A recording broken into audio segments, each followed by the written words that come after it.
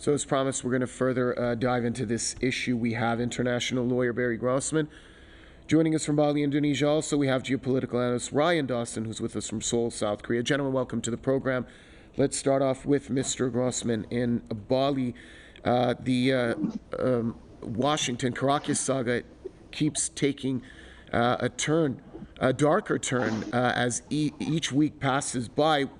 What are your thoughts on the recent stance coming from the Trump administration designating Venezuela's government as a foreign terror organization?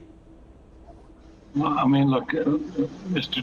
President Trump continues to get more and more incoherent.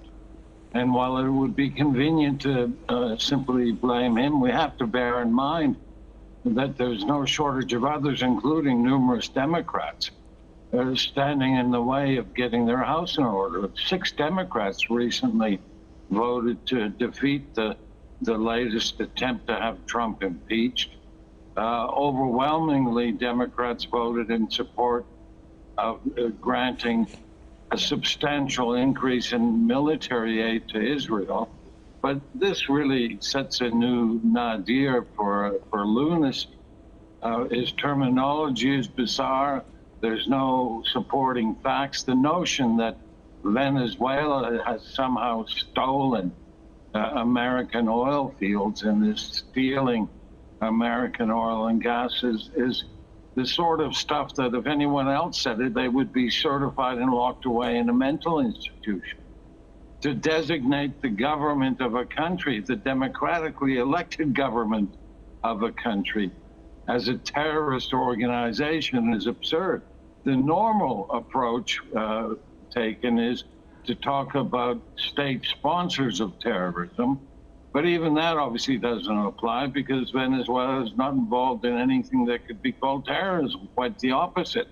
So this is all completely insane, and it sort of beggars belief that the rest of the Atlantic world is just sitting quiet, letting all this unfold, because they either support this mentality, this kind of fascist ideology, or they're afraid to say anything lest they be targeted by Trump in a fit of rage one night with additional sanctions or tariffs or God only knows what. But this is really completely insane. There's a decided shift away after all the recent attention from justifying U.S. crimes in the Caribbean from supposed narco gangs to talking now about something totally unrelated, which is equally absurd, namely this claim, which is completely incoherent, that Venezuela has stolen all of these natural resources that rightly belong to the United States of America.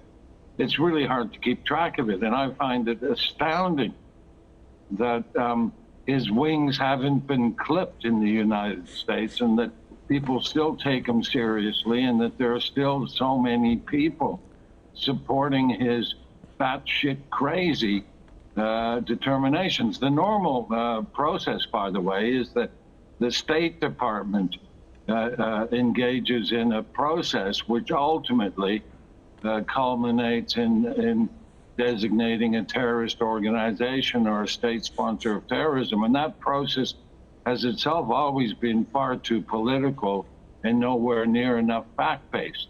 But the idea that the president can somehow, by decree, without explanation, deem the government of an autonomous country, of a sovereign state, to be a terrorist organization is nothing less than completely absurd. Ryan Dawson, I want to get your thoughts on the issue as well. As Mr. Grossman just alluded to, the democratically elected government of a country has now been designated as a terrorist organization. Oil tankers have been seized. Now they're being totally sanctioned.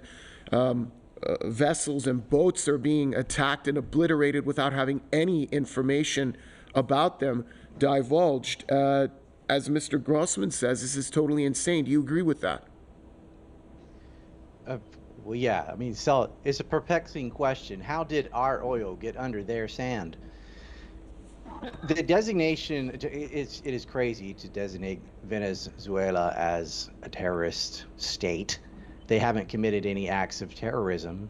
On the contrary, it's pure projection because the only acts of terrorism, blowing up fishing boats, for example, has been committed by the United States against Venezuela.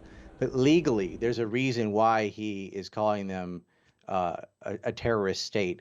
Is because now there's no process, there's no congressional oversight. If he wants to do airstrikes on a whim in Venezuela, he can because now he's fighting terrorism, so he doesn't have to get permission to do Hegseth level crazy attacks on boats, on airfields, on whatever he has in mind. Seizing oil tankers, I mean, that is an act of piracy.